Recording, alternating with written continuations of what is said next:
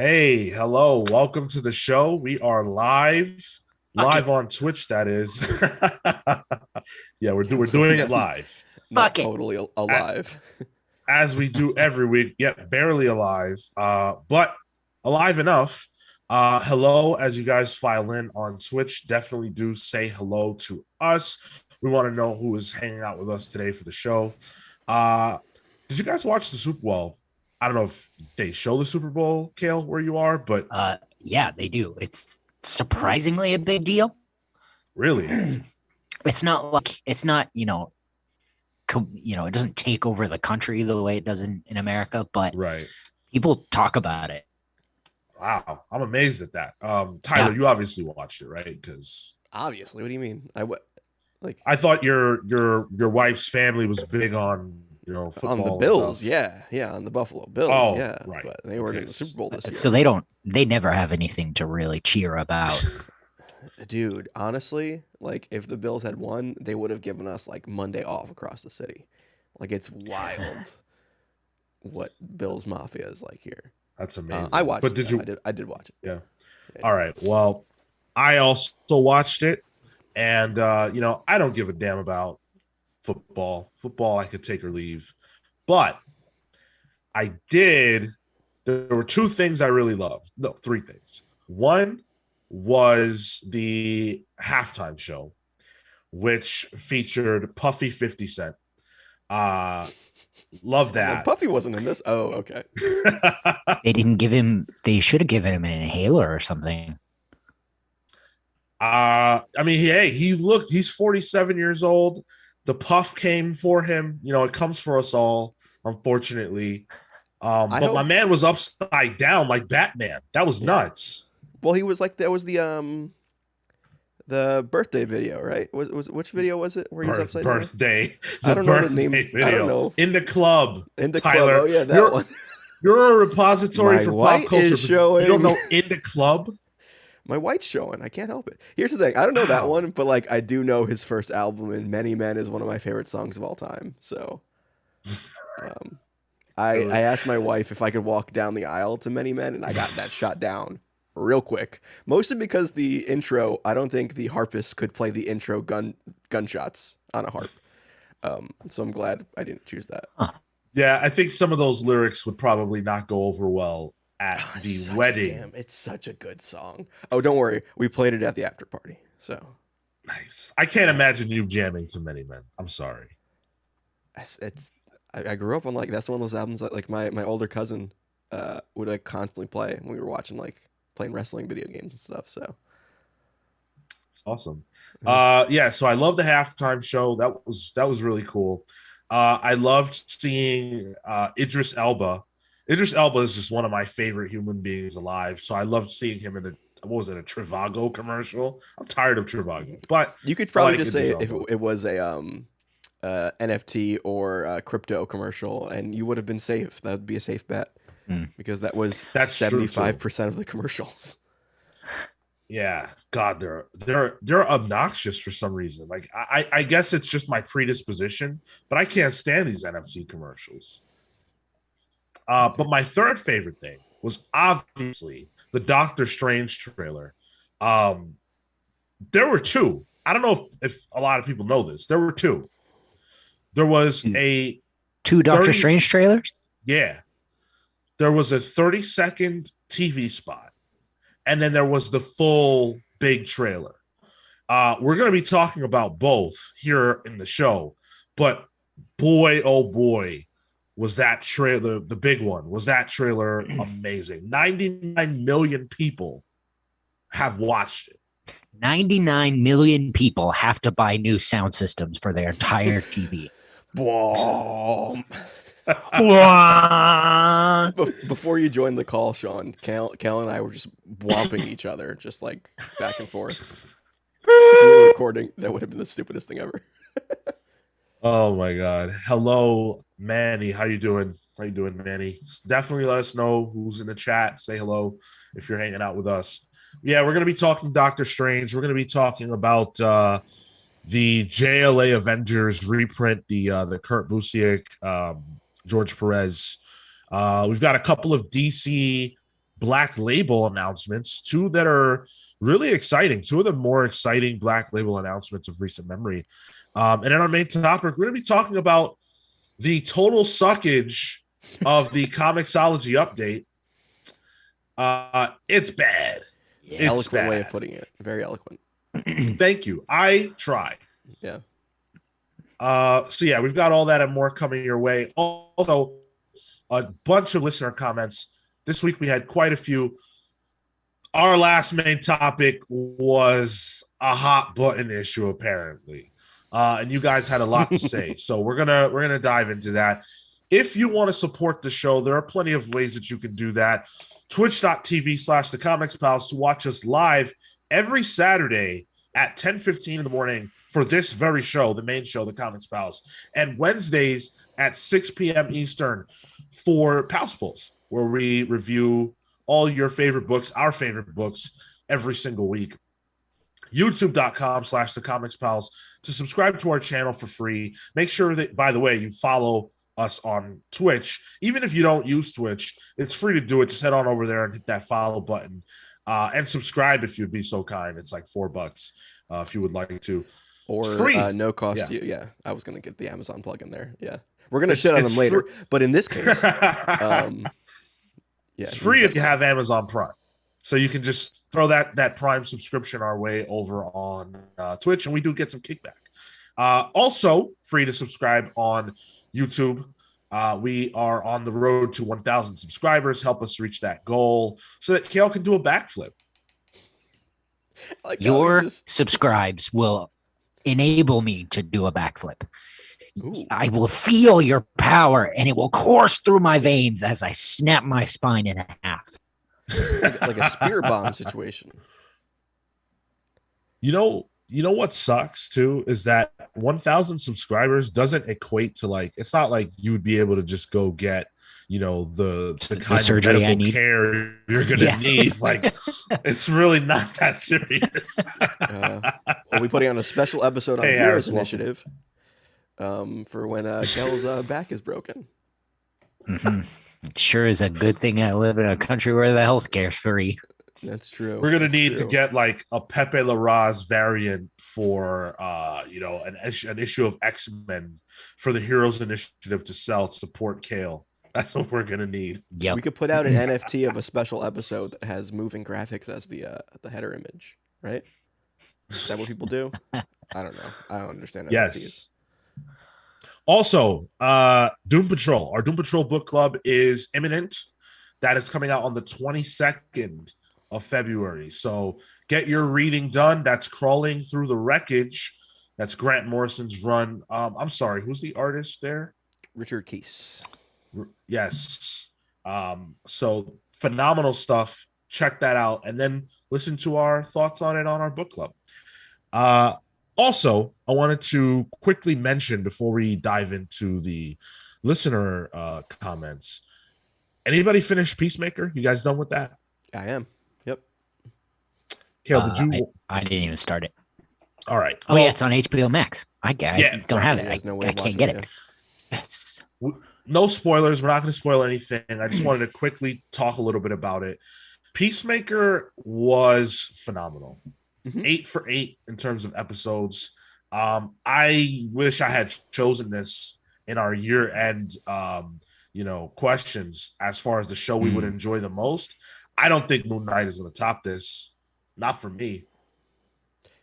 This did something special that I don't think a comic book TV show has done, in so much as that my wife and I watched this. Like, McKenna doesn't give a shit about comic books or superheroes or anything like that. Yeah. But she liked the Suicide Squad movie when we watched it. She liked Weasel. And She's clearly a woman of taste. I know, yeah. And then we watched this, and it was like, what kind of viewing is it called? It's like weekly viewing for us. We would watch it on Thursdays. Appointment television. Viewing. Yes, There you appointment go. television. That's what it was. Which we haven't really had since Game of Thrones, really, or 90 Day Fiance. We both watched that a lot. But she There it is. she liked this a lot because, I don't know, man. There's something special about John Cena. has a way of like just connecting, and he's so charismatic, but he is also a total piece of shit in the show, but still Yeah. lovable. Like he'll say some like really fucked up and like racist stuff, but then you're also like, oh, Peacemaker, like it's so good. Yeah, and it's just like a real good ensemble cast too. The guy who plays Adrian Chase is really good. Everybody, hardcore, Hardcore's great. Yeah, Steve Agee as Diebeard. I forget his name. He has like a weird name, but he's great in it. It's just a fantastic show, and I think it being the most watched HBO Max show ever so far, which is a big deal, especially when you have a Sex and the City revival that also came out. Loved that. It was complicated. I did watch that. Yeah, you watched it? I watched it with McKenna. Yeah, I had never watched Sex and the City beforehand. You never watched Sex and the City? Okay, that's not that shocking, I guess. But I've watched a couple episodes for like school when I did like TV courses and stuff, and like I appreciated it. It was just too much for me. But like that's the fact that Peacemaker outwatched Sex and the City, I think is a big deal. Yeah. Yeah. And well, it's also worth pointing out, and just like that had very poor reviews. But go ahead. Fair. That's fair. Yeah. But season 2 got announced, so hopefully they give them even more of a budget and see what we can do there. Yeah. Claps all around for everybody involved in making that show what it was. It really is special, and I never ever thought that this would be something that I would enjoy. And it's worth pointing out, a lot of people have been saying this week, now that Peacemaker is wrapped, let's drop the who asked for this type of thing that we always say whenever something gets announced, and it's like, what the hell? I don't care about this. I agree with that. I think, everything is for someone, but everything is not for everyone. And so inevitably someone wanted it. And really, it doesn't matter who asked for it. At the end of the day, if something is good, it's good. And that's it. That's all there is to it. I didn't ask for Peacemaker at all. I thought it was a bad idea, but it turned out to be one of my favorite things in superheroes. I mean, ever, probably. Especially in the DC universe. In DC, for sure, yeah. Marvel, more competition. But do you think, in television, undefeated. Well, Daredevil's better, but... I can actually throw this question at Cale, too. Do you think John Cena is a better actor than The Rock? Yeah. Oh, yeah. Probably. Yeah. I've only had the one... No, he was in Bumblebee, too. So, yeah, I think so. Yeah. I think The Rock has had a lot more chances to sort of perfect his skill.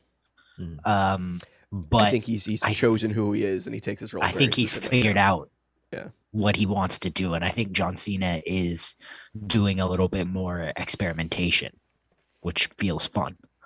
He also seems to have more range. Yeah, he showed the full spectrum of emotions in this show. So he definitely doesn't have range of arm movement, though. That guy can't. Well, back. Yeah, I mean, the size of those shoulders, man. Like steroids will do it to you. It just sucks that Vince McMahon gets a portion of this. But even his turn in Suicide Squad, like I could not believe how well he pulled that off. Yeah. So hats off, man. Yeah, totally. So Peacemaker, check out Peacemaker if you haven't. I don't know if we'll do a full scale review. I wanted to, but I don't know. I think it's just you and I that have watched it, but sorry? I think it's just you and I that have watched it out of the four of us. So Marco saw it, right? I thought think Marco was watching it. I don't know. He's got the time to catch up. All right, let's jump into the listener comments. We've got a lot of comments to get into, and you guys had a mouthful to say this week. Oh yeah, Sean was in the trenches of the YouTube comments this week. So the first comment, and this is all from last week's episode, right? Yeah, okay. Every single comment. So It Lies in the Noggin, which I feel like sounds like a psychology podcast. If it's not, feel free to take it. I'm not smart enough to do that podcast, so go A ahead. Or talk to this guy Nickelodeon on After YouTube. Dark show. Oh, that's true. Yeah. Wouldn't they just be talking about the kids, like the preschool? Wasn't Noggin the preschool stuff? That's a weird podcast. Noggin was the preschool stuff, but like you had Are You Afraid of the Dark was like the the teen Nick stuff. That was Snick. All right, so It Lies in the Noggin. Yeah. Great show as always. I appreciate how much thought the crew puts into the subject and answers. The DC Fuck You universe is a mess. Marvel's introduction of the multiverse helps some DCFU fans deal with the crazy to an extent, but it's still too much. Not bragging about having friends or a family, lol, but most of the people I know who are fans of superheroes are fans of the movies and always circle back to me confused, and some even fuse the universes together. I like the humble brag of having family. That obviously is a reference to me getting called out last week for mentioning my friends. Yeah, thank you. Really appreciate the compliment, Noggin. It means a lot to us. We do put a lot of thought into, well, some of us do, into our answers. Yeah, obviously I completely agree with the sentiment of what you're saying. I think DC needs to get their act together big time. Peacemaker is a great inroad, though. It's a good start, yeah, absolutely. Especially after the last episode. Yeah. There's hello to Catherine. Glad you made it. And Harris. I shouted you out, but hello, Harris. So Langston Brown also said, great combos on Monday back-to-back episodes. Langston, if you're listening to this on a Monday, if you're free on a Saturday, come join us on Twitch, twitch.tv/thecomics-pals. Yeah. We are here for you. Yeah. Or if Monday works best for you, that's perfectly fine too. Just tell your whole family about it, tell all your friends, humble brag about that family and friends, and then tell them about the show. And make them subscribe to us. Make them. Just pick up their phone if need be. Whoa. Sure. I didn't say we'll take it. Doesn't matter. Someone in the comments said that. I was just reading it. A blood-covered iPhone with the comics files pulled up. Catherine, who's in the chat, hello. I fucking love Tyler's references, Jesus Christ, and the soda pun. My God. What can I do? What can I say? Appreciate that. Tyler's the man, but somehow he didn't know the name of In the Club by It's 50 in there. Cent. I can't get over that. It's just Many Men is above that. Dude, okay, hold on. I'm not going to let you just get away with this. What? I think it's a boring song. Are you out of your mind, first of all? Okay, I can say it is an important song. I don't really care much for the song, though. Everybody in the hood would come for you right now. You're losing your credit right now. That's number one. Number two, Buffalo, I'm okay. I'm good. That's true. One of the greatest beats ever. One of the greatest beats ever made. I agree. I just don't care much for the song. Like I like the beat, but I don't know. Whenever I hear it, I just picture white people singing birthday songs. Like that's what. Like I picture the appropriation that white culture has had on that song, and it's ruined the song for me. Does that make sense? That's very fair. That is very fair. Yeah. All right, fine. You're off the hook. White Castle Big Log says, Sean, murder him. Destroy him dead. Cale, he deserves it, right? You wanted to say White Castle Big Log, didn't you? Real bad. White Castle Big Log. You can't get White Castle Big Log. Welcome. Is that the first comment from? I've never seen so. This person. I would usually get an alert or something like that. Tyler likes Perry Como or something. I don't know. Who's that? I don't know who Perry. Is it Andrew Cuomo? I know who that is. I don't care much for him. But. White Castle, how'd you find us, man? Thank you for joining us. He found us while dropping a big log after White Castle. That's the only thing that happens after White Castle. And frankly, I think that's the only thing White Castle's good for. I've had White Castle. I think it tastes bad. Hopefully that doesn't offend you, White Castle. But if you need to clean out your bowels, eating White Castle will get the job done. White Castle, the enema of fast food. White Castle will gladly be sponsored. We'll be sponsored. It's Justice League stream way back. Oh my God! Wow. Wow. Welcome. Thank you for coming back. There. That's a year ago. That's over a year ago. Shit, it is. So Snap-a-Pop said, people without power can't be toxic. Fans have no voice. Oh boy. Okay. Now, the last week, our main topic was titled, Is Fan Entitlement Ruining Superheroes? Okay. First of all, people had issues with that premise in and of itself. There were more comments than the ones we included here who didn't get it, didn't get the question, and just didn't like the question. And as you can see, people who felt that, it's impossible for fans to have that kind of influence over any media at all. We discussed fan influence over media at length last week. I'm not going to dive back into it, but I am going to reiterate. If you think that fans have not and do not influence media, you're just wrong. I'm down to have any debate. And if you go to the comments section of this episode from YouTube, you will find that out. Every response is mine. But the premise is not deniable. Like, let's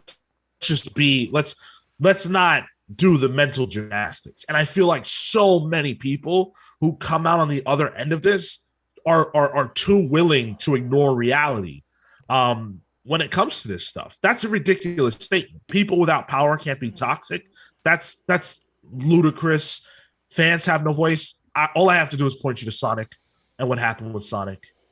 That was only fans' voices that changed that situation. So OnlyFans. People on OnlyFans did that. Wow. Oh. They have Sonic the Hedgehog OnlyFans? So what you're saying disgusting. is That was fans who have money did that. No, I think just fans in general. Fans who have money made it a success, though. I mean, if you want to fans who don't have money are the ones who complain. You want to go even bigger brain theory on that? The bigger brain theory is that they purposely put that out to get backlash, to then drum up interest once they change it as like a marketing ploy. Got to take my hat off, guys. My brain's getting too big. I could see that. White Castle says fans destroyed Star Wars. That's my hot take. I kind of agree with that. Please elaborate, because I think that J.J. Abrams and the creative teams destroyed Star Wars. I don't think we should get into this topic on the comments section that we only delegate a certain amount of time for. I'm just saying that the internet has made me realize a lot of Star Wars fans are can be shitheads. Not all of them. I literally have Star Wars tattoos. I'm a big Star Wars mark. I have a fucking Star Wars. So you're bad behind me. I'm a horrible person. No. Yeah. Especially with the Last Jedi, like that had Star Wars fans showing their ass. So. Oh, that was bad. That was bad. And I like that movie. So I guess that's where I draw the line. So flame me if you want. Go ahead. Next one would be friend of Sean, Lars Leonard. Fan entitlement can't, per definition, ruin comics. Bad comics can ruin a comic run. If things are bad, people can vote with their wallets. Comic book readers are not sheep. They buy what they like and sometimes voice their opinion. A lot of companies need to work on their public relations. You don't attack fans for not liking something. You listen and then do what is best serving both the fans and your company, bottom line. The whole blame the fans needs to end now. It is okay to not liking something. People can say something sucks. It shouldn't hurt anyone. First of all, I gotta say, red flags go off in my head. Anytime anyone says sheep, I'm just like, oh, all right. Hello. Let's get into it. Yeah, this was only one of 32 comments you had back and forth with this Lars? guy. Not 32, but it's quite a few. I think the image that we sent between us in our personal thread, it said 32. But that was overall. That was overall. Me and this guy probably went back and forth for 10 of those. Okay. Somewhere in there. Yeah, like you said, Tyler, red flags. I think that this general statement has some validity. There are things in there that are true, right? But the deeper into the conversation we got, the more that like woke culture started to come out, agenda came out, identity politics came out, and those are dog whistles that we all understand, you know. I think the biggest one is when you say female. Right. When you use the term female, like these are all dog whistles we know. And I'm not accusing this person of anything. And you know, I give people the benefit of the doubt. Lars is probably a good guy, and I enjoyed our conversation. But there is a subset of fans who have this idea that whatever something was when they were a kid is how it should always be, and that's it. And if it evolves past that, it's because of an agenda. You know, what was the agenda? Like we discussed, and I'm not gonna like dive into the whole thing, but like Terminator, for example, has always had Sarah Connor as the female lead. So why is it bad that the last Terminator had additional women? What's the difference? Why is it an agenda when it happens in 2017 or whatever, but not when it happens in 1980 whatever? What's the difference there? The difference is that you became a misogynist, you don't like women, and now you can accept Sarah Connor because she was always there, but you definitely can't accept the new woman. That's a bridge too far. And if you think it's bad now, that's okay. It's okay to think the movie was bad, but it was bad because there were more women. That doesn't make any sense. You can make the best movie of all time with women. The amount of women to men, that ratio has no bearing on whether the movie is good or not. That's ridiculous. And also, like, fan entitlement can't, per definition, ruin comics. I think that you're missing a couple steps there. We're not saying fan entitlement is ruining comics. We're saying that fan entitlement can lead to toxic behavior within the comics community. I think you're going a little further than what we were trying to say. And especially, right. I think we were talking specifically, too, about, like, comic books, which is a lot smaller than comic book movies or comic book TV. Then you get into, like, Star Wars and just fan stuff in general. I think when we're looking in the micro with comic book, at least where I was trying to talk from, comic book proper, there's a lot more accessibility there. And I think the ability for toxicity, especially towards creators, is much easier and causes issues. And if you don't think fans can be toxic, you obviously either are the person that's deep in the Twitter replies or don't read those. You have to be that person. There's just no way around it. You know, I think one guy said in there where it's like, oh, threatening someone's life isn't a big deal, like in comics. Or, I'm paraphrasing something one of the comments, and I'm like, yo, you wild, bro. Clean those Cheetos off your shirt real quick. And because that dude, because that's the dude who says, hey, that's nothing. I'll go to your house. Yeah. You know what I'm saying? Like, I'll stalk your home. I'll shut up. I'm the dude that will pull up. Mm-hmm. So a death threat, please. Dude, and I'm a wrestling fan too. So like I see that on the wrestling side too, and I'm like, oh boy. Except there are wrestling fans that do show up to people's houses. Which is even worse.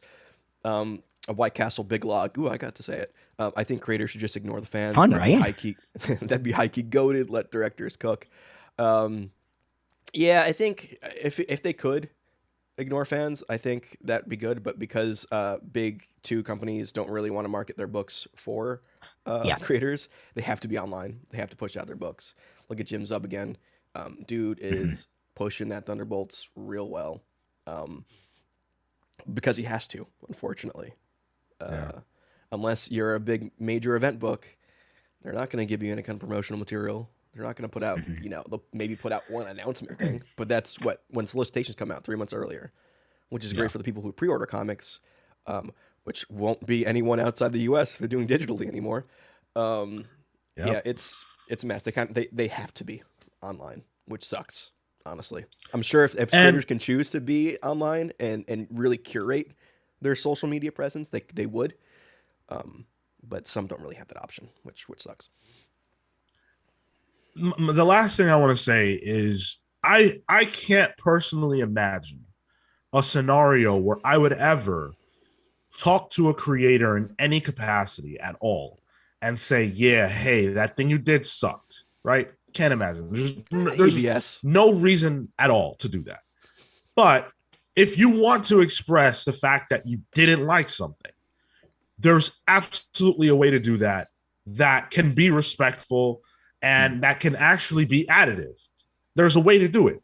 And it's not hard to do. It's just about respect. If you did something, if you worked hard on something, if you created something and you put it out there, how would it make you feel if someone came up to you, right, and said, hey, that thing you did sucks. I fucking hate it, and I think you should die for it. You probably would not like that. So don't do it to other people. These guys are nuts, and that's what bothers me. I think it's fine to express whatever you feel, but just be a normal human. Don't be a psycho. And there's so many people who sit on Twitter who are psychotic and have nothing else going on in their lives. So when Donny Cates writes Hulk and they hate it, they think he should die. That's weird. It's iffy to me, man. But Nihilus gave us a really good question on the Discord that I did want us to address. So Tyler, why don't you take it away? Okay, I have a question that might come off as confrontational, but that's not the intention here. I'm listening. Thanks for the preface too, because Sean might have been heated after going to those YouTube comments. Okay, I have a question that might come off as confrontational. What's the intention here? I'm listening to the latest Substack conversation. Is Substack any less slimy or terrible than, say, Marvel, who has a notable, let's say, problematic editor-in-chief? Famed Japanese creator? Why aren't we boycotting that shit? Also, I think it'll be more telling what happens after the 1 year mark, since Substack creators are tied for 1 year and then they can take their audience anywhere else. So it's possible someone like Tinian leaves Substack after a year and then take his list with him, and then all that money goes to him rather than Substack. For the first year, all subscriber money goes towards paying off the grant. I think the other thing that should be mentioned is most of the creators that have gone to Substack are prominent white men that will leave gaps where new voices could be picked up. All these companies talking diversity, now is their chance. It's still a huge problem. Google comic writers and tell me how much you have to scroll to get a POC. Oh, I don't even want to do that, to be honest. That's okay. Go ahead. You can start. I was gonna say there's multiple good points here. I think I was expecting a Spawn thing. I'm like, I don't know about Spawn, but like this is good. So I think the two big things here that jump out to me out of this question are the fact that couldn't they just leave after the year and take their their fan base elsewhere? Make it just a newsletter, get a MailChimp newsletter, much cheaper, and just make your own PayPal and just put it there. Like, it's possible to do this without the Substack people taking your money. I think that's a strong possibility. We'll see, though. I don't know. Maybe Substack will offer them more money because they can at that point. And then the fact that there are not that many POC creators, I think, is a problem. I think we've mentioned that, or at least I think I have mentioned that on the show. We've talked about it every single time. Yeah. Yeah. Mm-hmm. Yeah. I think they just got Jen Bartel, which I guess that's bucking their trend a bit. But yeah. But I don't necessarily think that's a Substack issue. That's more of a comics issue. If you're going to get the top voices in comics, you're unfortunately getting white men, because that's all that is the top level in comics currently. I think it is trending in a different direction, where they could have your Tom Kings, but also your Ram V's, and your Kelly Thompsons. I think that it's trending differently, but if they're trying to get the headhunt the biggest people they can get, that's what's going to happen, unfortunately. So. Yeah, I mean, okay, so the first point is Substack any less slimy or terrible than the problematic editor-in-chief? Yeah. No, I don't think they are. The Akira Yoshida thing was an awful thing that happened. And I don't think that Marvel stands on that as a proud moment. Yeah. Obviously that shit sucks, right?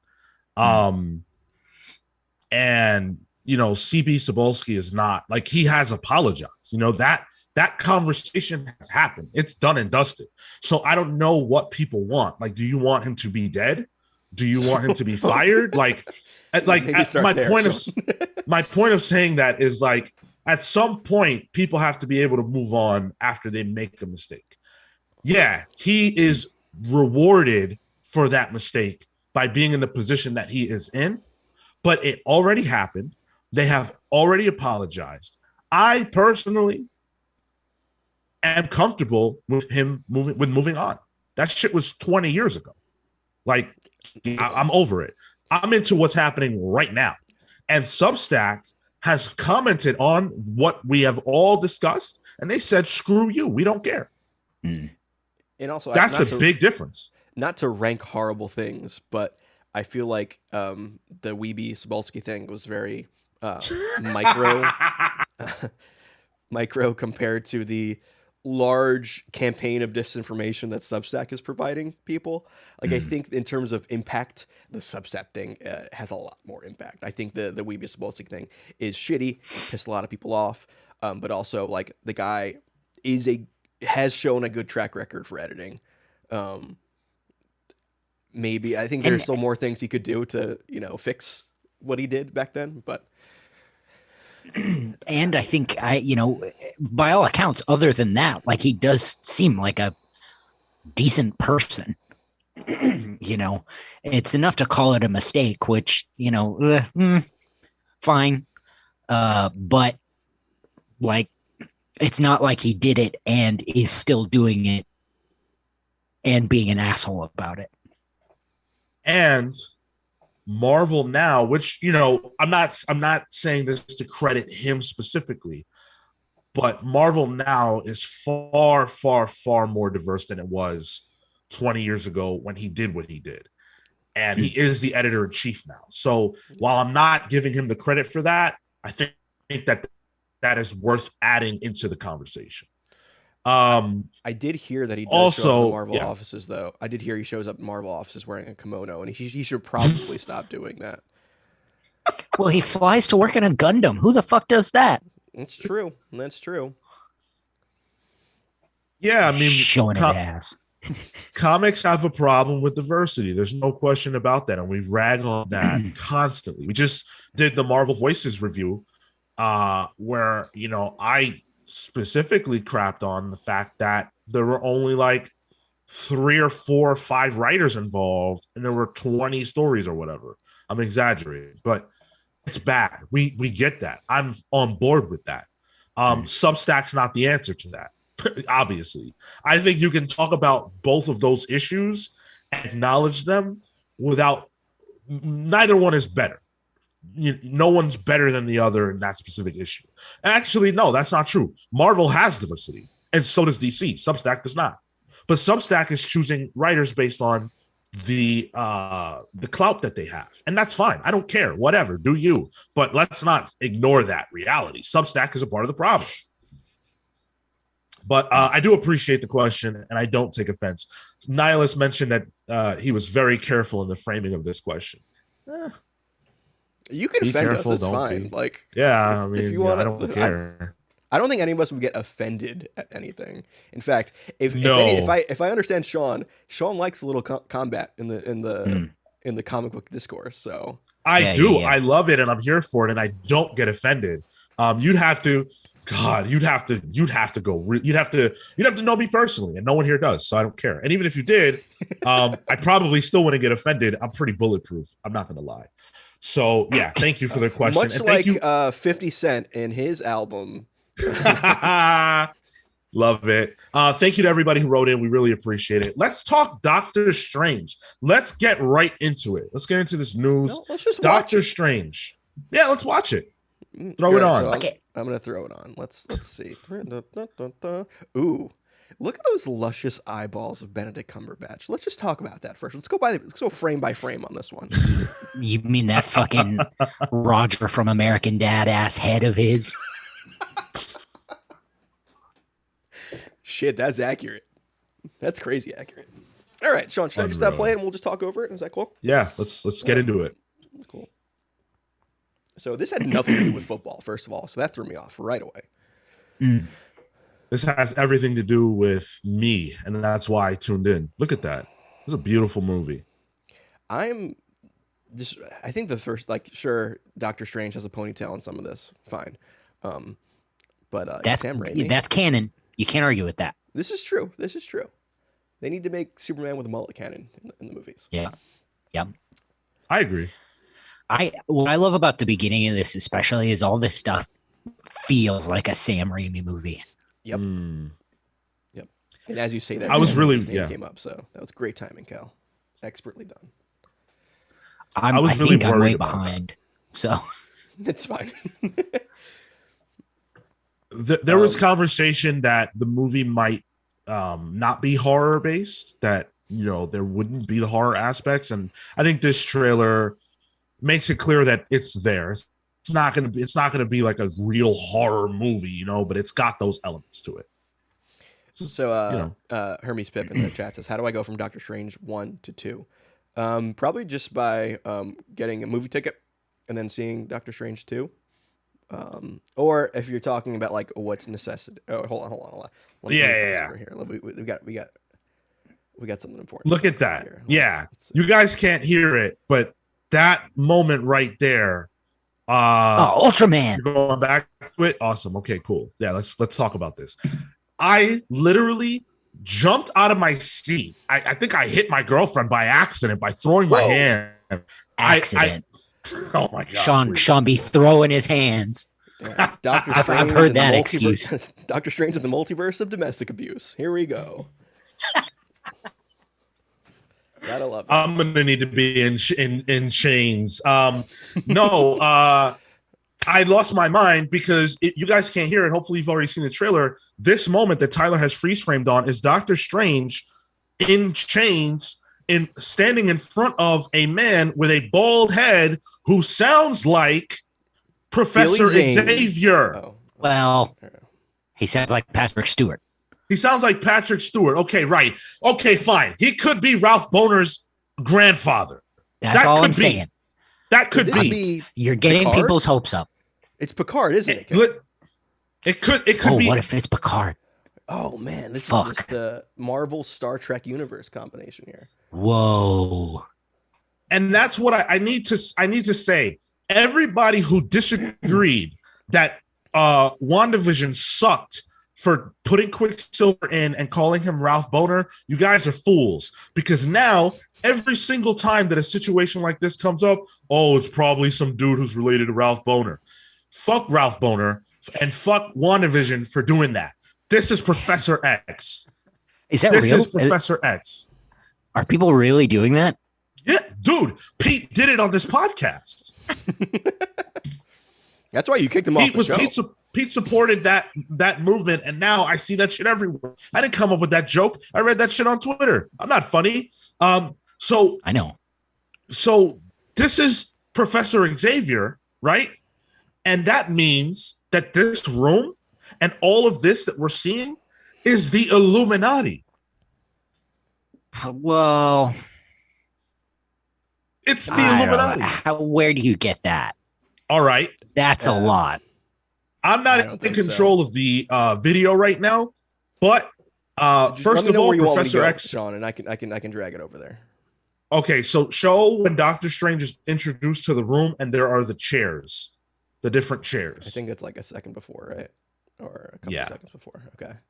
Well, I think the first thing before we even get to the chairs is these droids kind of escorting Doctor Strange in this building are either Ultraman. Ultron. They're Ultraman droids. No, they're either Ultron or Iron Man suited characters. Yeah, the big rumor is Tom Cruise is going to be here as a superior Iron Man. Superior Iron Man. I don't think that's happening, but yeah, that is now kind of the rumor. Okay, first of all, it would make a lot of sense. But I don't think Marvel's going to do it. I wish they would, but I don't think Marvel's going to do it because I don't think they want to go back to the Tony Stark well. It'd be genius though.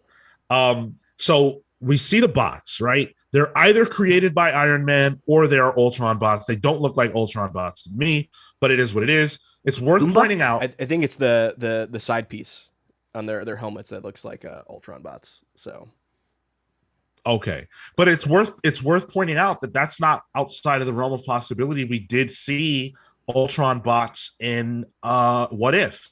All Yep. of this is from What Hmm. If. I firmly believe this is the Illuminati. I cannot be convinced otherwise. Oh, we Zimbu get to Zimbu the monkey says chairs Illuminati confirmed. I mean, hey, I'll take that. I got That's the fine. chair But the chair shot up on the stream right now.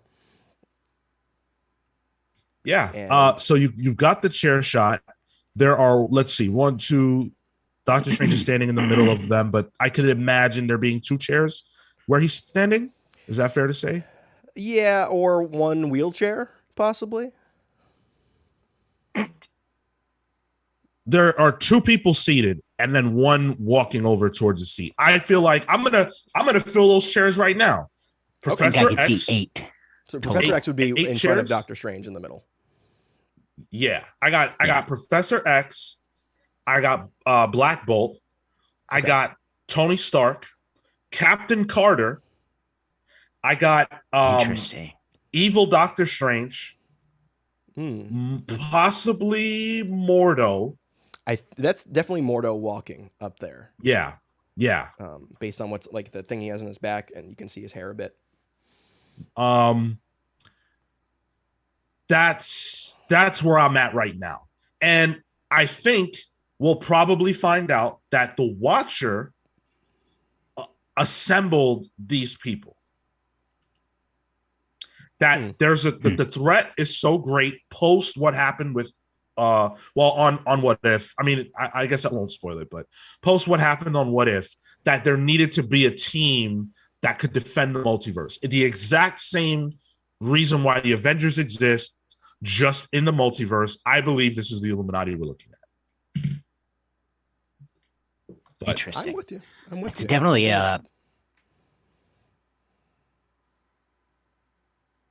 Really again?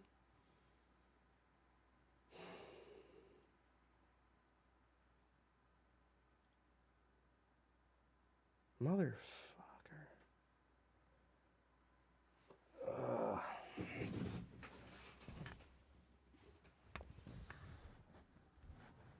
Yeah. Now, whenever Tyler can, let's move the trailer along because there are a couple of more things I do want to Yeah, I can talk move it about. along for you. All right. Let's see. I'll just start playing it. Cool. God, I was so excited about this. You guys know that meme of the guy talking to the girl at the bar, and he's talking her ear off, and she looks totally uninterested. That was me and my girl. After I watched this trailer twice, I talked for like 10 minutes, and she was just like, "Oh, okay, cool, wow, really, wow, amazing." It's funny. I showed my wife the Patrick Stewart part, and she's like, "Is that Patrick Stewart?" And I'm like, "Yeah, I think it is. Yeah." Sorry, can you go back To the the person like using powers blasting through the sky or whatever? Oh yeah, did I miss it? Okay, I think it's before that. Yeah, slightly Oh, there it before. is. Okay, we got Sinister Strange here. Oh, Okay, yeah. I think the freeze frame is right. Okay, here. boom. Now, the big question is, who is that? Who is that? Now, there are a lot of people who say that that is Tony Stark.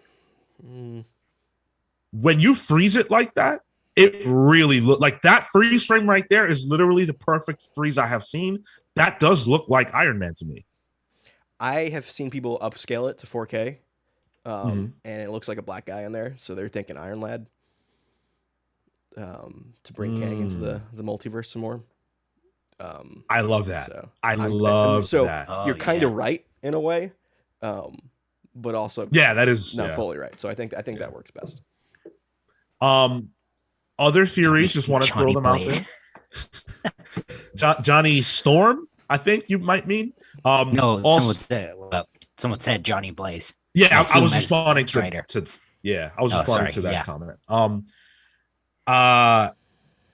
Monica Rambeau is someone that people have thrown out there, an alt version of her. I don't think so. It just looks like a guy to me. Obviously, we don't know. We're all looking at the same thing. I don't know. Deadpool. People have said Deadpool. That ain't Deadpool. Deadpool don't do that. Although people think they saw Deadpool in the poster actually as well. Which it kind of does look like Deadpool. I'm not gonna lie, but Ryan Reynolds has said that he's definitely not in the movie.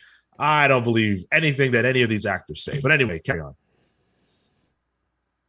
All right, so let's keep going. We have Wanda doing Wanda things. A lot of American Wanda.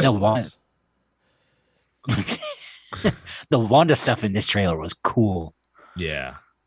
Like I was excited to see her in general, but this one, like it makes her look good. She's clearly the villain of the movie. Not our Wanda, but a Wanda. Maybe I guess I should pause similar to the evil Strange. Mm-hmm. I wanted to pause it here at the Zombie Strange. Is that? Looks like it. And especially if you watch the shorter 30-second version, you have zombies confirmed. So this movie, right, so far, Illuminati confirmed, hashtag, right? Zombie Strange confirmed, and Marvel Zombies confirmed. All confirmed. And I think Zombie Widow, or not Widow, Scarlet Witch, rather, might be confirmed. Also confirmed, Defenders Doctor Strange. It's very obvious in the Super Bowl 30-second trailer that there's a version of Doctor Strange in this who wears the Defenders outfit. Yeah. Obviously I'm super excited. I could talk about this trailer. That could be the whole show as far as I'm concerned. How did you guys feel about that? I said it. I'm super excited for it, especially if the Illuminati or whatever the MCU Illuminati is. I'm really excited to see what that can be, because it's not going to be a one-to-one replication of the comics. I don't think it can be. I don't think we'll see Namor. I don't think we'll see Black Panther in terms of like Hickman's version of the Illuminati. Can't imagine why. Black Bolt, possibly. I think there's been rumors apparently for that. So I need it. God, what if it was the guy from the TV show? That would be so good. That's the rumor right now. Oh, look. Say what you will about like the show, but like that commitment to like keeping things in order, you got to give that guy a second chance. Like that wasn't his fault. He's a good actor too. He's the new. I wouldn't know. He didn't say anything. Yeah, that's true. Yeah. Nor should he. If he did, he'd level us. For me, the selling point for this film is the horror stuff. And Sam Raimi. I just, I'm gonna have to say it, like the Illuminati stuff and the potential, Patrick Stewart, Professor Xavier. Like, can you not just give us a surprise? Agreed. Like, we're gonna go. It's a Marvel film. Like, we're gonna go. You've made it so that we have to go. Just give us something. Give us just a tiny, give me a tiny morsel. Give me just something. They tried it with No Way Home, and outside of their control, that still came out, That's you know what? You're right. Yeah, that's a very good point. And my girlfriend corrected me on that when I said that during the trailer. She mentioned like they did try to keep stuff on wraps and they just couldn't. I think that's the reality nowadays. Like, it's impossible. Too many fans and their entitlement to spoil things. So toxic. Yeah. I can't wait for this movie. I'm more excited about this than the Batman now. It's going to be something. Yeah. Go ahead. I was going to say, I think people are projecting that this is going to be the highest grossing film of the year, which is wild to think that a Doctor Strange movie would be the highest grossing film of any year. I know. Like, I see it now. Like, it makes sense because they built it up that way. But like, you would have told me that when the first one came out, I'd be like, nah. Also, it's pretty easy to see now why Scott Derrickson dropped out of the project. Because the movie has a lot more to do than just be a Doctor Strange movie. And it seems like Derrickson really just wanted to make his horror Doctor Strange movie. And so he couldn't. I totally get it now. But hey, speaking of horror, we've got a couple of announcements coming from DC, and the first one up is this actually might screw you, Tyler. Sorry, but screw you, Tyler. Aquaman. There is a Get past black my other label. slides.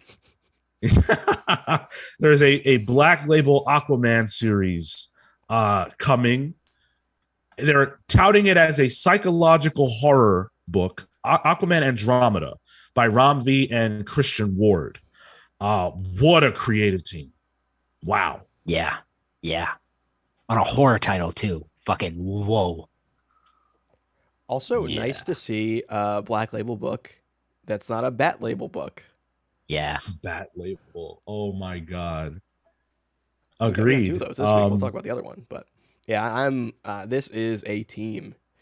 And it's also Aquaman, which I've kind of cooled on lately. I would say like since Rebirth, Aquaman hasn't really been cutting it for me in terms of the main book. So seeing like this A-tier team on a Aquaman story that's out of continuity, it seems, and just to be able to tell their story, and it's a horror story underwater, where I think underwater horror, well, that's hard to say, is one of my favorite kind of themes. I love BioShock. So hell yeah, dude. Seeing them tackle that is great. Very pumped about this. The art looks, even just a cover preview that we've gotten from Christian Ward looks incredible. Mind-blowing stuff. Just big. I don't know how it'll work on the page, but some of these images are big, and they really give you that scale of what it would be like. Underwater is potentially endless. We have no idea. So, this is perfect. This is perfect. It's gorgeous. I never considered Aquaman as like the horror aspects that were possible. They were going to do that movie, The Trench, which was going to be a horror sort of movie, but that's not happening. So this is pretty cool. I'm really excited for this. I really dig the kind of crustacean-y version of Aquaman. It's very Pirates of the Caribbean. Sorry, Sean. Yeah. But I kind of dig that part of it a lot. It's got some Davy Jones feel to it.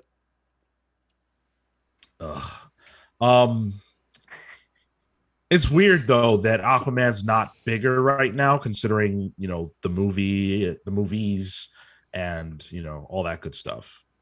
Huh. So in the CBR article that you've got here, excuse me, Ron V says generally the Aquaman stuff has tended to veer toward this magic and fantasy route. I wanted to see if we could drop it into a different genre and make it work. I think of it as a sci-fi horror human character drama set inside a situation that has both literal and metaphoric pressure. Nice. So they go into the core in this one, literally and metaphorically. Rom V's in the conversation for best current comics writer. Yeah. I'm not saying he is. I'm saying he's in the conversation. I agree. I don't mind. This is going to be good. Hey, well, I mean, how do you guys feel about Christian Ward? You know what? Can you help me out? Where would I have seen Christian Ward? Maybe the Black Bolt series that Marvel did. Yeah. Okay. So I'm gonna go out on a limb and say I've never seen Christian Ward. You've probably seen his covers more than interiors. He does a lot of like really cool, colorful painted covers. I know for a while he was working with Matt Fraction on an image book that was like I think it was called Odyssey. Yeah. Yep. It was an inverted story of the Iliad and the Odyssey. Inverted. I think that sexes were inverted. Yeah, something like that. Yeah. And he's done a couple other things here and there, but I think those he did a story things. With G. Willow Wilson for Boom, was it? I believe too. Okay. Yeah. It's good stuff. Yeah, no, not this anything art, like that out there. So Yeah. this is impressive. I mean, the scale of it, like I mentioned, the way that the tentacles look, like the blackness of them, is really gang gang. cool. On the image, I don't know if it's up right now. I don't know if you have it up. No, okay, you don't. But it's the one with the all the tentacles and like shit, where'd I go with the article? Yeah. It's the one where Aquaman is on the left and all the tentacles and stuff are like encroaching upon him from the right and behind. The light behind him, it's almost like he's like like the light is fading. You know what I'm saying? It just looks that's just amazing visual storytelling, And so I'm more impressed by that than the beauty of the art. I can't wait to see this. This is gonna be hot. This looks like it's almost like concept art for like an Aquaman film that like wow. Is like it's that stuff that's like so incredible, and you can see how someone could make a movie out of this. But here it is in a comic book. Man, fucking love comic books. Some like unannounced Denis Villeneuve Aquaman movie that we get 30 years later concept art for. Yeah. From Me on the Star says, to be honest, underwater truly does lend itself so well to horror because of the deep unknown. I can't even swim in the ocean properly. Yeah. You're salt. You're buoyant. You can do it. Dude, I hop in the pool and I'm like questioning, how long am I going to survive this? So, yeah. But let's talk about the other. Sorry. I was making a Seinfeld reference to shrinkage, but never mind. We can get past that. 6/2, by the way, June 2nd for that. I'm very hyped. Let's talk about the other announcement. This is Danger Street.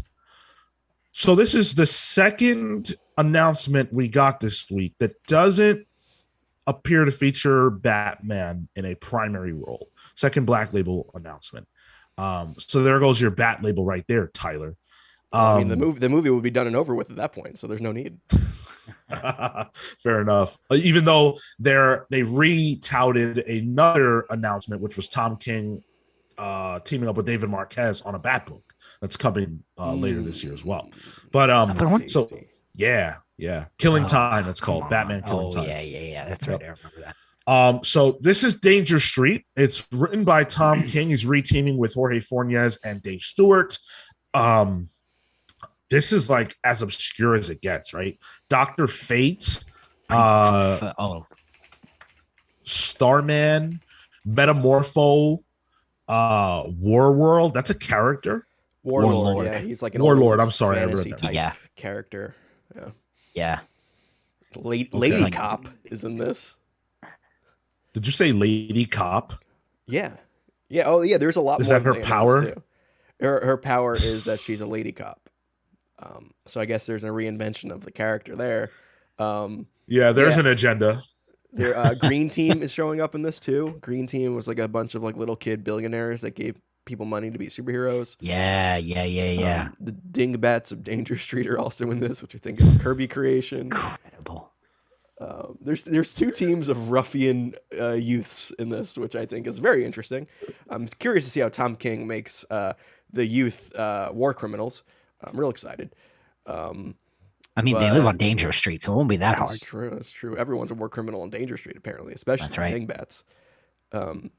Dingbats. I can't get over that. Oh, man. Who else did they announce for this? So this is the original. Oh yeah, the Creeper. This I just scrolled down to the Jorge Fornes I guess preview work for the Creeper. Yeah. Man, it looks good. Holy shit. Fornes just got an exclusivity deal with DC, right? Yeah. Nice. Yeah, good for him. Great get there. Marvel isn't doing those exclusives. I see. Fuck. No, not for artists. Yeah, this is good. And Cale, did you read Rorschach? Not yet. I'm gonna get it in trade. I think you would like that one a lot, honestly. That's what I keep hearing, and I'm gonna give Tom King one more shot. It's Watchmen without. And then after I read that, I'll give him one more shot with Danger Street. And then probably the book after that, so give him one more shot. We'll see. Not killing he's really time. he's scraping the bottom of the barrel with this one, with the fucking Creeper and Doctor Fate and I don't Warlord. think Doctor Fate is bottom barrel tier. Like I'm kind of I don't offended either. about that. I don't either. But like, he's the kind of character that I would like, that I naturally gravitate toward. So like, only you and me, Tyler, are the only people that would do that. So I gotta give him a try on this one. I'm real excited for this book because this is like kind of my cup of tea. Bring me Yeah, obscure same. characters Yeah. that, like, even Adam Strange.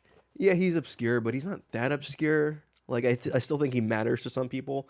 I don't think anyone cares about Green Team. The Creeper.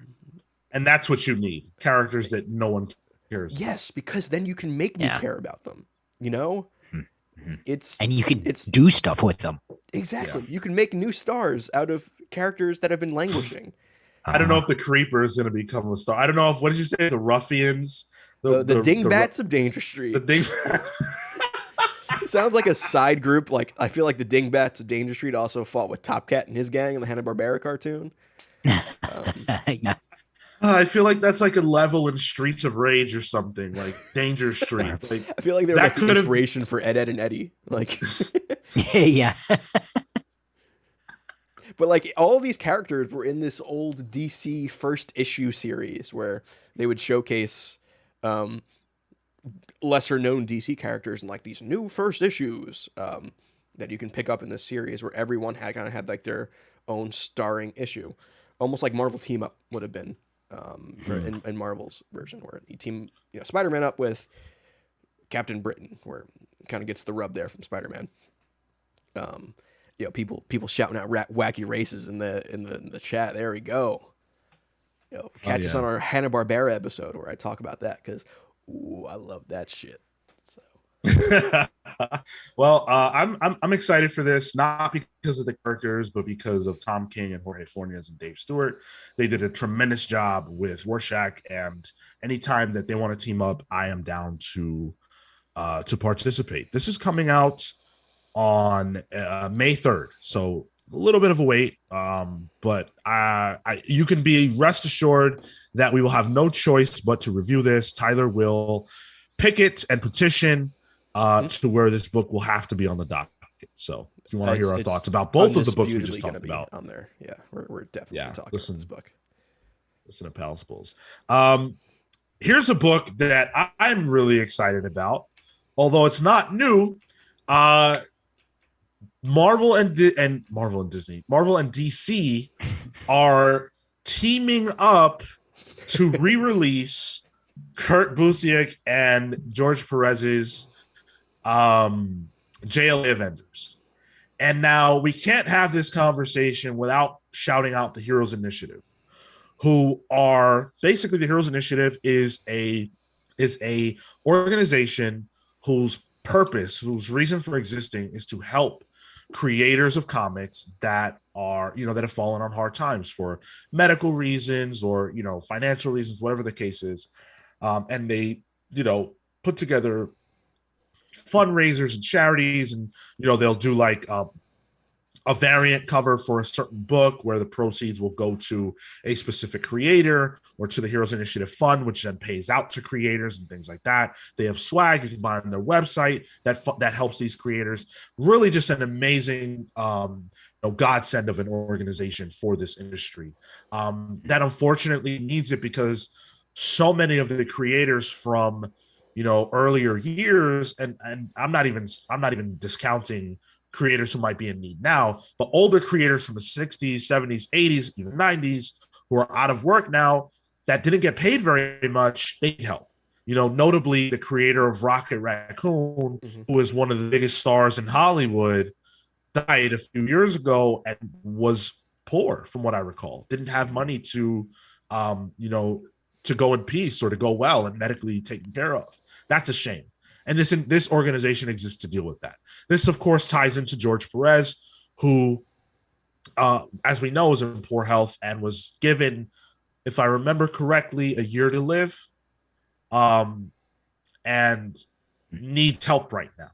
And obviously, there's been an outpouring of support from fans and creators alike, and that's great, but that has to translate into dollars. And the Heroes Initiative has stepped up alongside. I put Marvel and DC in quotations because everything that I have seen suggests that neither company could give a damn about doing this, and that's sad. But it's been but it's been Jim Lee personally. Obviously, he represents DC, but it's been Jim Lee personally stepping up on the DC end. It's been Marie Javins stepping up personally on the DC end to make this happen, and others. Yeah, I believe Marie Javins was the one kind of coordinating this all together behind the scenes, making, phone calls and emails, and like she really put in some fucking work for this. Yeah. No, absolutely. They deserve a ton of credit. Only 7,000 copies are being produced. Harris in the chat says definitely getting that printing. Yeah, get on it now. Get on it 3 days ago when it was announced. I tried to get my copy reserved at Midtown Comics, and they said no. They said you got to go on the website whenever the book has an official announcement, and good luck. Most comic stores will probably get 1 or 3 of these. A lot of them are going to end up auctioning them off. I can give you some insight onto that. Go ahead. So I contacted my comic shop in Buffalo as soon as this got announced, and they looked into it for me, and they pretty much told me like they would only get 1. Thankfully, the owner there was like, "Yeah, you were the first one to tell me about this, so I'll put it aside for you." Wow. But he's like, if I get it, they're not even sure they're even going to get a copy. That's the thing. Yeah. Because there are definitely more than 7,000 comic shops out there. So Harris says he thinks he can get his hands on one in Manhattan, but he doesn't want to advertise where. Do it, Harris. Yo, advertise. This dude going on you got to go on like the Fordham Road to get like those Pokemon games before they come out. Like he's got like a comic shop that does that shit. Fordham Road. Dude, you go to Fordham Road, you're more likely to catch a bullet than a JLA Avengers. I'm telling you right now. I'm bummed that I probably won't be able to get it. This would be really cool to have. It's a piece of history, and but I really want to admonish Marvel and DC right now. Not that they're listening to me, but why not put muscle behind this? Yeah. Why not? 7,000 to aid not just George Perez, but the entire Heroes Initiative. This should be Marvel and DC have done. The reason this book exists in the first place is because of collaborations between Marvel and DC. You mean to tell me you can collaborate in 2003 or 4, whenever this came out, to make this happen, just to make cash, but you can't do it in 2022 to support the creators who made the damn book that need help right now? 7,000? I read it was 7,000 or nothing. Like this was it. This was all they were willing to do. I can see how this might seem for shame. This might seem like an easy slam dunk PR wise, in terms of like, oh, this makes it look good that they're doing this to support one of their creators. But I think the inverse is that it also spotlights what happens to their creators who make these characters. Yep. That's where it's like it's not worth the PR on it. And George Perez has made more than half of comic books. So this is how they treat him. So man. Like I love that the Hero Initiative exists, but I hate that it has to exist. Yeah. Yeah, absolutely. It's worth pointing out that, there is another side to this argument, where, because of the printing issues that are happening right now in the United States and the world due to COVID and paper shortages, if you can believe that, they wanted to get this out within a certain time frame, and 7,000 was the max that they could produce and achieve that goal. I just don't see why you stop the print run at 7,000. Okay, 7,000 to start. How about, in 6 months, get another 7,000, get another 10,000, whatever. Don't stop. I don't know. This is going to sell. It's going to sell. So it's unfortunate. But I'm happy it's happening, and all the proceeds are going to a great cause. So that's good. I will say, if I see anyone out there trying to flip this for more money, we should call those people out. That, because that's shitty. Let's do it. Unless you're doing Let's it to do it then on give it this to the Heroes podcast. Initiative. Yeah, you want to have like a shame corner at once this book comes out. Like, oh, here are the eBay listings, and here are the shitty people selling this for $200. Yeah. Like, unless you're gonna say like, oh, this is gonna go directly back to the Hero Initiative. I'm trying to support them. Like, that's shitty. Don't do that, guys. If you manage to get your hands on one of these and you need to sell it, cover price. Don't sell this for any more. That's real scummy shit. Yeah, I agree. The collector's mentality in comics is so toxic, but what are you gonna do? Oh, well, we're gonna get more YouTube comments now. Like fan entitlement? Whoops. Oh shoot. Don't wish me a death threat. Yo, don't piss off the speculator market, man. They're a rough bunch of people. I think those are the dingbats on Danger Street. We got a lot of dingbats on Danger Street in our comments section for that last episode we did. Let's see, what do the comments say? Catherine, Sean, that would mean that they care more for the creators in their pockets. Yeah, I mean, both of them are very corporate now. That's the biggest change for Marvel and DC over the last 20 years. They become more corporate. It's unfortunate, but also worth pointing out, I do want to point out before we move along that George Perez has been moved into hospice care due to his medical issues worsening. So he does have stage 3 pancreatic cancer. And so they just felt that it was best for him and the family to move him into hospice. So I wouldn't anticipate, some of the signings and stuff that was talked about. Yeah. But keep sending him your love and thoughts. He is receiving all of that. So, if you're so inclined. Unfortunately, it goes from bad to worse because we do have to talk about Comixology and how horrible, awful, horrendous. How many more? Come on, keep it going. Terrible. Bunch of dingbats over there at Amazon. They did an absolutely egregiously terrible job with the Comixology update. Shit the bed, honestly. Yeah, royally. How could you screw this up? How?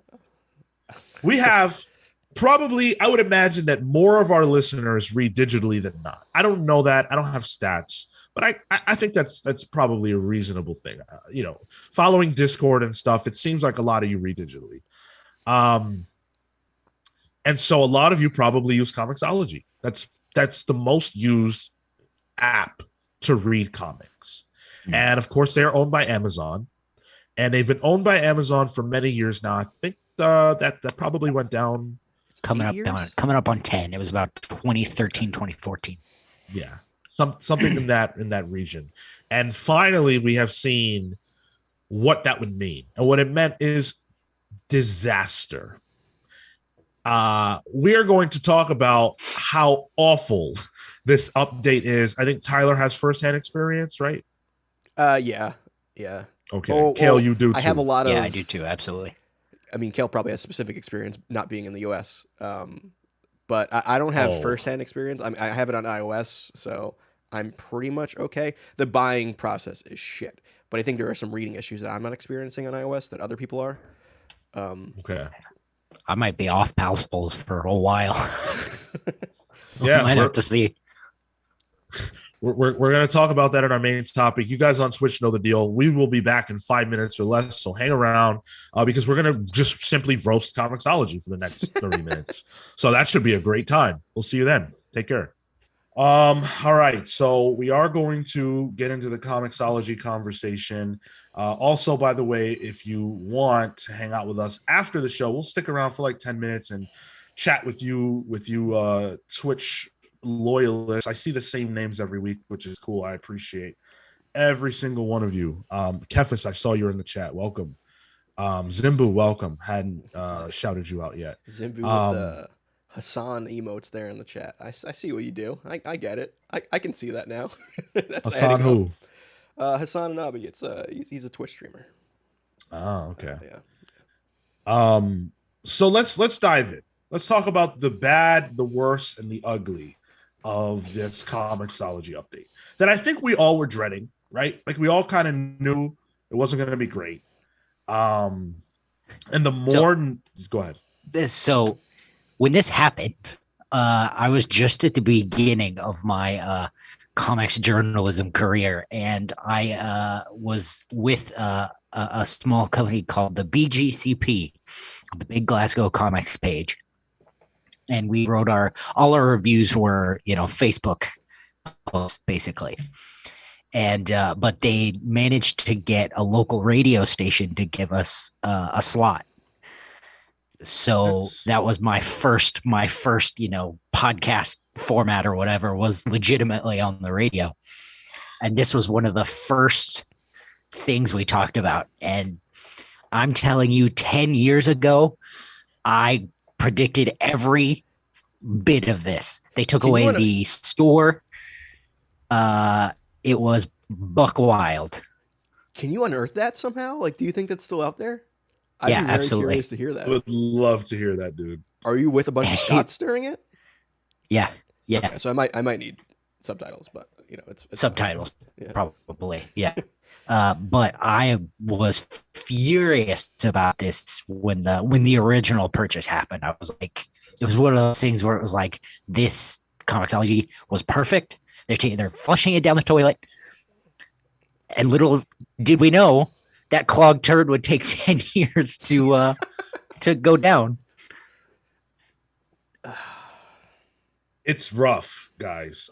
So first of all, as someone who has only started using Comixology within the last year because of Scott Snyder and Scott-tober, if you guys remember that,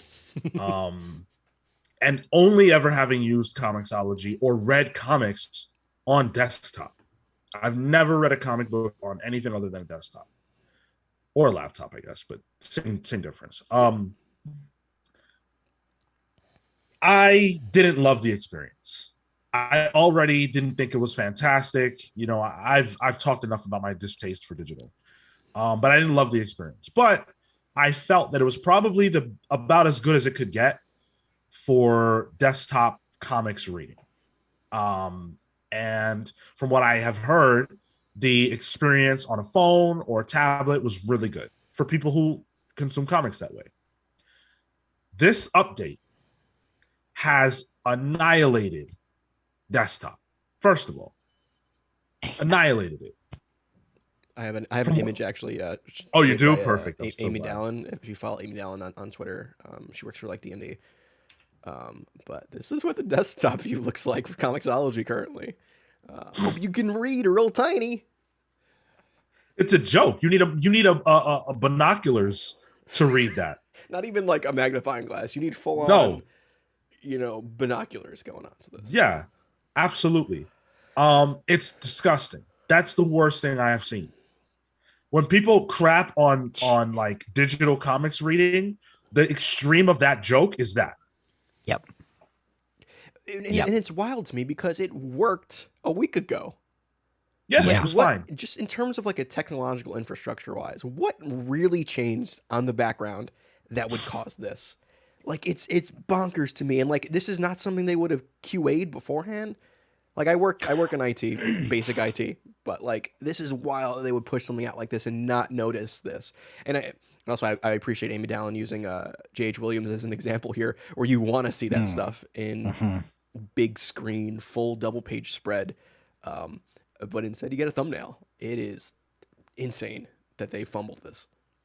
So you have to imagine that they did, like Amazon built this, right? Like they just said, "Oh, thanks for everything you've done, Comixology. Oh, we'll take it from here."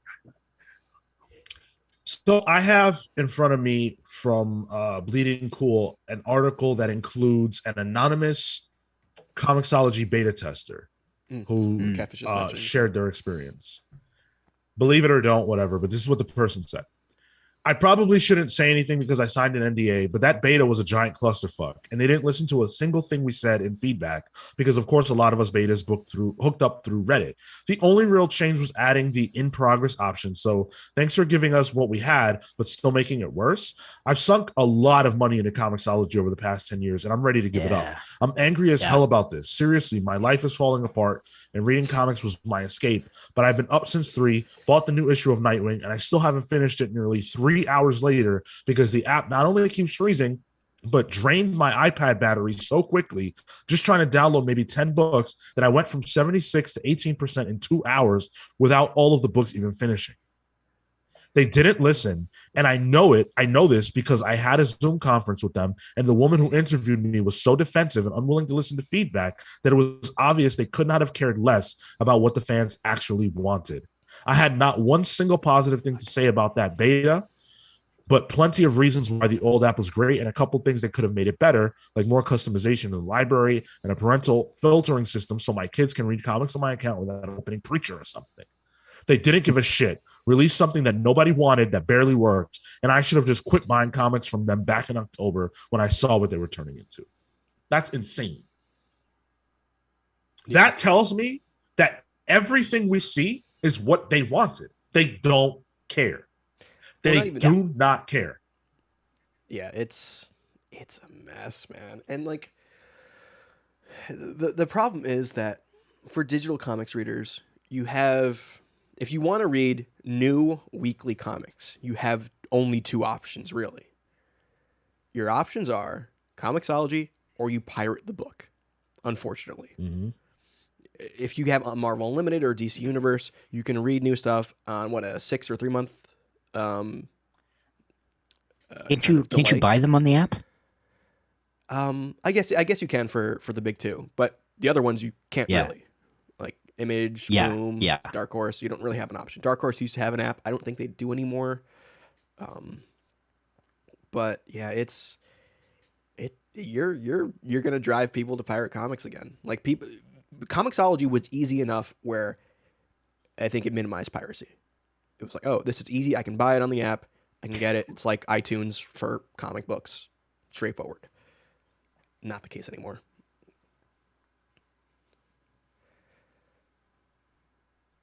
I think that is a great point, and it's an unintended consequence. Oh, sorry, there's some lag on my end, I guess. Yeah, something weird happened here too. Go ahead, Cale. You're absolutely right. They even in 2014 when they took the actual store out of Comixology, and you have to go to the website now and buy the stuff, and then it'll download onto the app. Even that extra step, okay, this sucks, but it's doable. Like now, it's just nothing, and it's absolutely going to drive people to piracy, like you were saying. Please continue, Sean. I'm so sorry.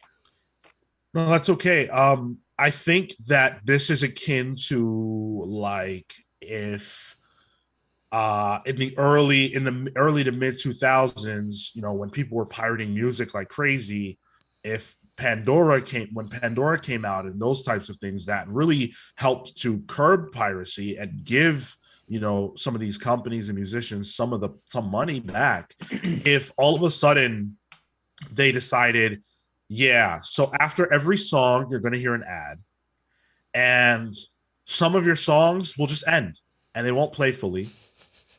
You only hear it out of one channel on some songs. Right. Yep. Yeah. Like just just to fuck with you. That's what this feels like.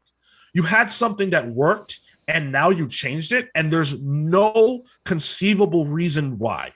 No reason why. Other than to say, we don't care, screw you.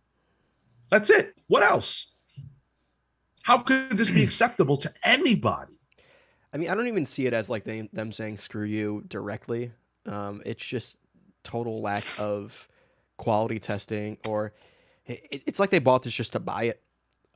There doesn't seem to be any push behind it either. Not that I'd want to advertise it right now, but just in terms of support either. So the idea was that all they're trying to consolidate everything into Kindle format, right? I believe so. So I'm trying to just get, an idea of a perspective from, from Amazon, right? Like, so if everything has to go on Kindle, maybe there was something with Comixology that it couldn't function with the Kindle, so they had to do it. They don't Maybe, release it, but they very clearly didn't.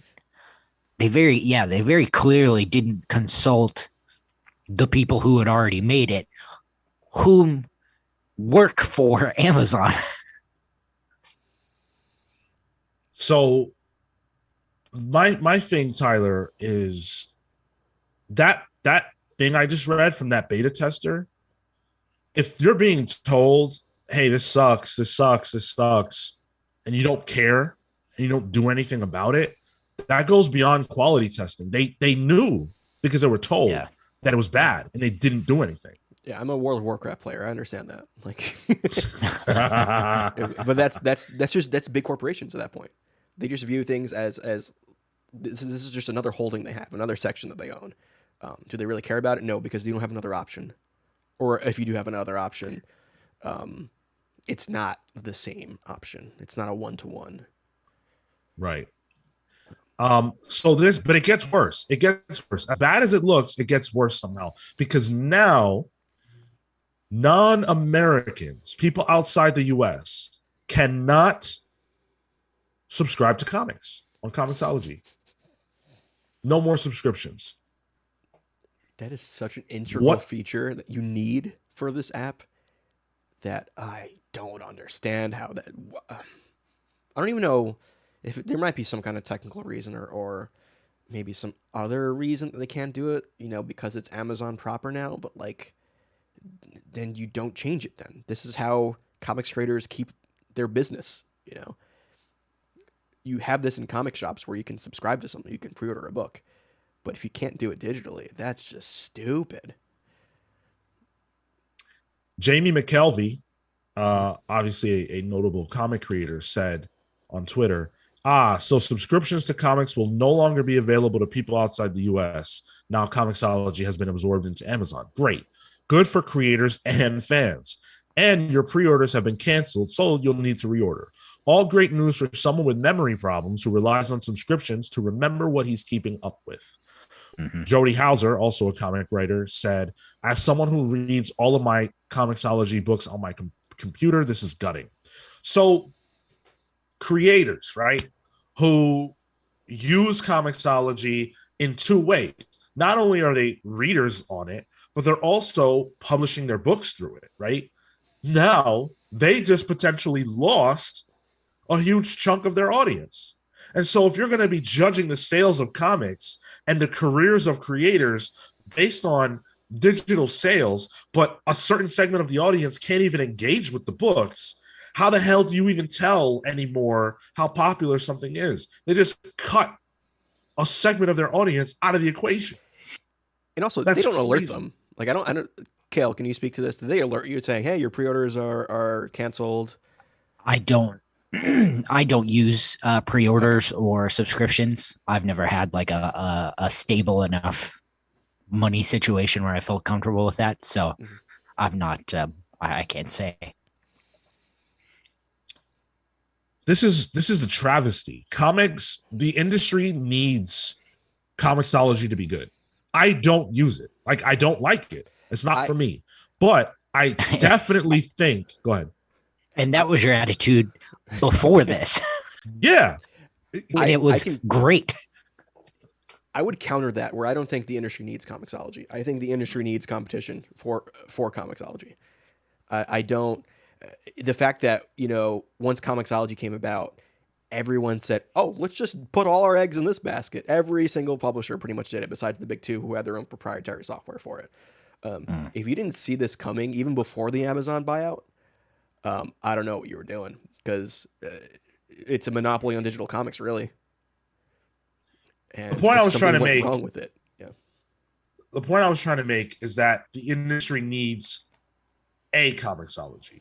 Like right now is not the time for that, because right now we are in crisis. This is very bad. Piracy numbers will go up. Readership will drop. There will be people who just don't read comics anymore. And for all the people on Twitter saying, oh, just read comics physical, comic shops need your help too. Dude, that's not the point. I'm all for that. I argue for shops all the time on this podcast. I would rather that people go to their comic shop and buy books than read digitally. But this ain't the time for that conversation, because right now the industry is losing readers. There are people who want to read comics who cannot buy them. Zimbu the Monkey saying what I'm thinking as well. This is kind of the way it goes when you have increasingly massive companies consolidating buying media company services. Yeah. Yep. Less oversight, less care, really. And also, like, yeah, I know, Sean, you want people to kind of go into shops, build a community, have physical media there, because you actually own that too, which is a big deal. Right. But DRM stuff. Yeah. Oh, they got rid of DRM free comics too. Those don't exist anymore. Which that I kind of saw coming, just in terms of the way Amazon runs. But some people can't go to comic shops either physically. They cannot do it because of disabilities, or they're just not even near one. I think Jim McKelvey is one of the people who mentioned it, where like he doesn't live near a comic shop. It's not an option for him. So do you just say, oh, well, you don't live near a comic shop, I guess you can't read comics anymore? No, that's where digital kind of filled a need there, an accessibility need. And by the way, a lot of people have comic shops that suck, that have crappy owners, right? A lot of people are women who don't feel comfortable going to comic shops because they get harassed or treated weird, or they're uncomfortable. There's a lot of reasons why that could be the case. For whatever your reason is that you don't go to the comic shop, or you can't, or whatever it is, Comixology was a safe haven. I just read something from a dude who said this ruined his life. Okay, is that an exaggeration? Maybe. But the reality is that comics mean so much to people, and then a big business says, yeah, screw it, we'll just ruin this whole deal. That sucks. And you're right, Tyler, we do need competition. But in the immediate, Comixology needs to fix this. Amazon needs to fix this. They have to. Even Patton Oswalt's calling them out. Like, they're getting like big name people to call out, which I think is good. They need pressure, because that's the only way things get done with this. Like, even there's like some people's like, oh, just write an email to support. I've written Amazon support. They don't do shit. That's not going to do anything. They need, comics creators and even Patton Marvel Oswalt. Unlimited putting a little shady tweet out there saying, hey, Marvel Unlimited's a great app, which honestly I hear is fantastic of an app. It's, and also one of the other things that changed too is the Comixology Submit, which was a way for independent creators to submit books to be available digitally, completely changed the formatting. You have to use a separate formatting app now, like a Kindle app, to format your comics. Anything you previously submitted, I think, was canceled. You have to resubmit now everything. Yeah. Ooh. I think, or like pending ones, you have to resubmit. I don't think things that have already been in there have to be resubmitted, but you have to then reformat them and then resubmit things that were pending, I believe. It is a mess. There is no good part of this, really. Like, at first for me, it was just like, oh, this is inconvenient that I have to then buy all my digital comics on a website separate from the actual app. But yeah, it sucked, but it was manageable. I figured it out eventually. Just a couple extra steps. But are you seeing your comics? You have some work to do, Cale? Well, I mean, this shit's old now, and you can just get it on my website, caleor.com/comics. But like, I just typed in the title of mine, and with the search, function, comics, manga, graphic novels, I typed in the Stewer Worm, and you can't even. It's not even bringing it up. Yeah. That's another issue with the thing. It completely borked search functionality too, and discovery features. Like, there is nothing about this that is working. Holy shit. It's an embarrassment. It really is. It's an embarrassment. And, this industry has got to wake up. Gotta wake up. After what happened with Diamond, Marvel, DC, many others, they decided, okay, we're not relying on Diamond. We're going to branch out. And now, instead of there just being one distributor for comics, there are many. And the industry's better for them. I was wrong. I was wrong to crap on DC at the time for leaving Diamond. I think the way they did it was rough, but ultimately it was for the best. The industry has to respond to this and find a way to create an app or several that feature all the books and that are inclusive to new creators as well. We need it. And the thing is that it can't come from big business. It has to be in-house, because if it's not in-house, this will always happen. Would you rather individual in-house applications per publisher? Because then that you get into a segmentation issue there that becomes a problem. I don't like segmentation personally. I want there to be one app. I really do. Or at least like each app has all the stuff. But I like going one place and getting everything.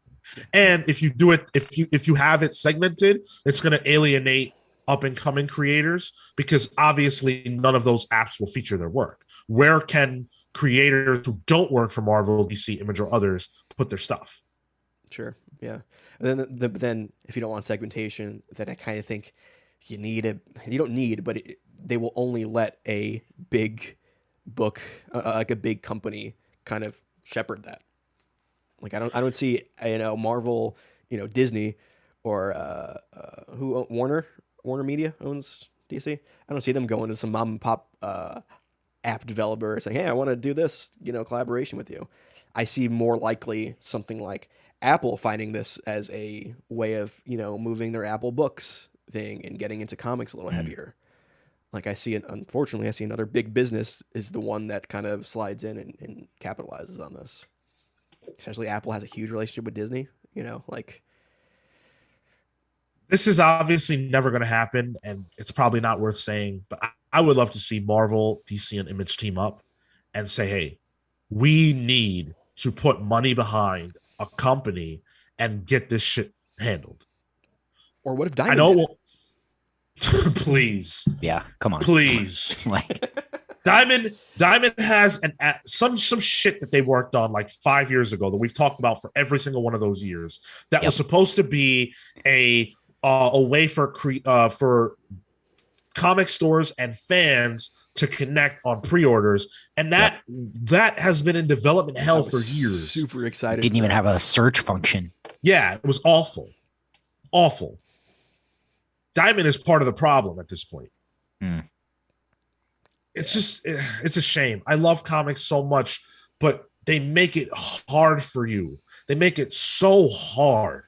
How is this industry going to survive for the next 10 years if this is what we're dealing with? And like the other wild thing to me is that Amazon Kindle is a decent service. Like that works. I've read comic books on the Kindle service before. What the fuck happened in the transition? Ugh.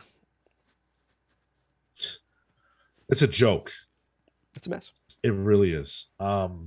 And I don't encourage piracy. I don't encourage stealing books. Obviously, these creators need money and they need support, and your money directly shows the publishers that these creators and these stories are worth telling. But don't let this take comics away from you. Yeah.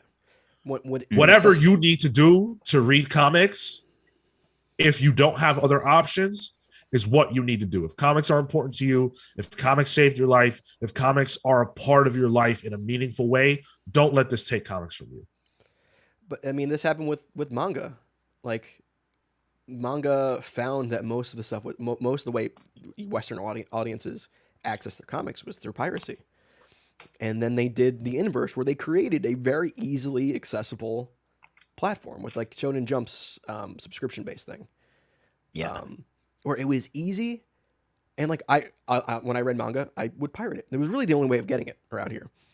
But once that Shonen Jump subscription service came out, I did that instantly, and I caught up on a lot of stuff there. Well, and even with Comixology Unlimited, like even the backlog of things that they have, available is equitable to, Shonen Jump's subscription. Like they're just gonna lose so much. Yeah. Yeah, it's bad. It's really bad. One thing I've seen floating around, and this will be the last thing we talk about before we cut out, is that Marvel and DC should do away with the separation between digital and physical release periods. That there should be no period of separation between releases so that people can keep up digitally with their Marvel and DC reading. This is a controversial subject that has come up a lot over the last few years. And I think that, my stance has always been, and despite what's happening now, still is, that cannot happen. And the reason is, as much as I understand why people want it that way, especially now, that will cannibalize comic shops. The counter argument is that physical readers read physical, it doesn't matter. I don't think that's true. I don't. And clearly, comic shops don't think it either because they lobby constantly for that to not happen. And I wouldn't even want to risk that happening. There's no reason to test it. Yeah. Sean, if you had a subscription service, I'm curious to see where you come with this. If you had a subscription service where you paid, I don't know, $10 a month, and you can get day and date comics, would you keep going to a store? Yep. You would? Okay. I don't. It's not the same for me. I can't feel it the same way when I read digitally. I can't feel it. Have you tried reading on like an iPad or something? I'm curious. Like you said, I never have. Not like I've seen comics on that. I read like Radiant Black. Kyle Higgins let us read an early issue of Radiant Black, and I read it like that. And that was fine, but I couldn't feel it. Holding a comic, I feel like I retain the information better. I feel like I make a connection with it more. It's just the thing. It's like reading physical books versus digital. That I have done, and I didn't like it. I just can't feel it, man. Yeah, even still, like even with a good day and date release system, the stores they're needed. Like where else are you going to get it? Like, comics are so niche that and the stores frankly need the support. That I think would be the death knell of the industry. Yeah, I think a majority of people, if they can get it for cheaper and they don't have to leave their house, and they get it at the same time, yeah, there's no reason to not do it. Yeah, I don't think it'll happen. Yeah, I think there's a segment of the audience who's like me that will always read physical no matter what the options are, but there are a lot of people who are not going to make that choice, and we cannot sacrifice comic shops. Yeah. What last digital and physical statistics do you remember? Wasn't it still like only 10% of people read digital only? I want to say it was around there, 15 maybe, but it was not high. It wasn't high. The majority of people who read comics read them physically, and that's great for the industry. But again, I want to make this very clear. My flag is planted in physical, but that does not mean that I want to see digital do bad. I don't want this. This is bad. I don't know how to recommend. There's nothing we can do. It's up to Comixology. It's up to Amazon to see the wave of negativity and hopefully respond. I don't know that they care. It doesn't really matter. It doesn't affect them. So I'm not sure that they'll do something about this. I have to hope that they will. I hope that they do. Are you guys confident at all that they will react? No. I genuinely think it's going to take a mass wave of unsubscriptions and deleting the app, and I think it's that thing the way I was saying, you got to vote with your wallet. Yeah. And I think it will take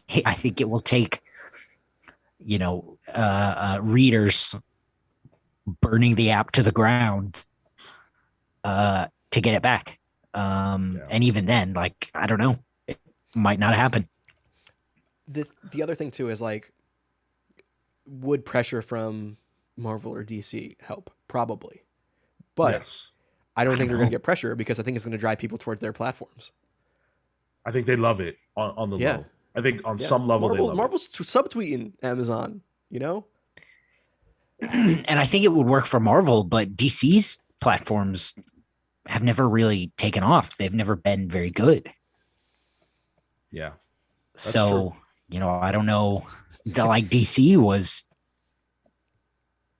putting a bunch of stuff into Comixology for a while, and they were, it wasn't day and date releases, but the stuff that was coming out was pretty recent on Unlimited. 3 months I Less than believe so. that, Yeah. less. I think. Okay. Yeah, I think they were even. it I felt mean, like less anyway. I think they were even doing, or was it Marvel that was doing this recently, where like day and date was happening for some of their big books? Was it X Lives that came out day and date? Yep.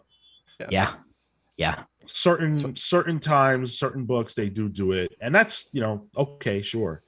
But I just don't I can't see full scale day and date across the board. I can't see you, it. you mentioned the DC Um, Universe app, and I remember when it first came out, I subbed to it, and I was reading comics on my TV. I was like, this feels Yeah, wrong. Marco did that I too. never did it again.